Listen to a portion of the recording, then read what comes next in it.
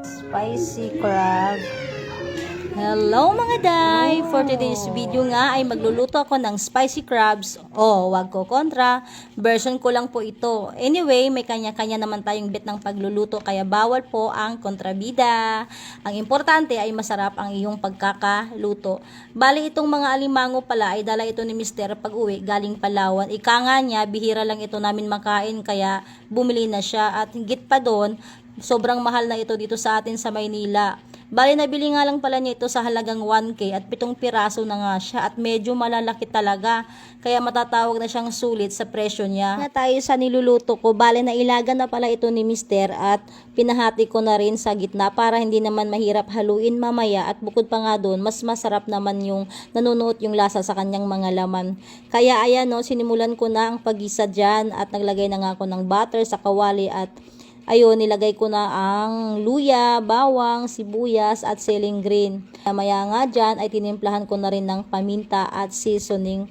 At inilagay ko na rin yung mga nailagang alimango. Bali, hinalo-halo ko lang yan dyan at naglagay din ako dyan ng Sprite bilang sabaw niya dahil para matamis-tamis nga at may konting anghang ang kalalabasan ng kanyang sarsa.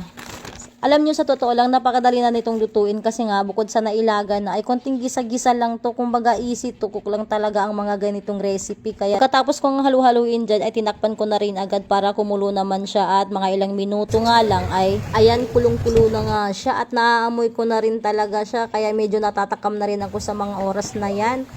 Hinalo ko lang pala siya saglit at maya-maya nga lang ay tinikman ko na. At nung natikman ko nga, okay naman na yung lasa. Pero parang may something na hinahanap ako sa lasa niya. Kaya naisip ko nga lagyan siya ng kaunting ketchup. At ayun na nga, hinalo-halo ko na naman siya uli.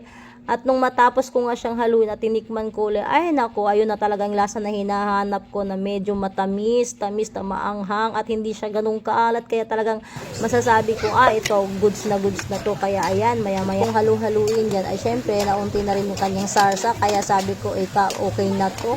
Pwede ko nang patayin ang apoy.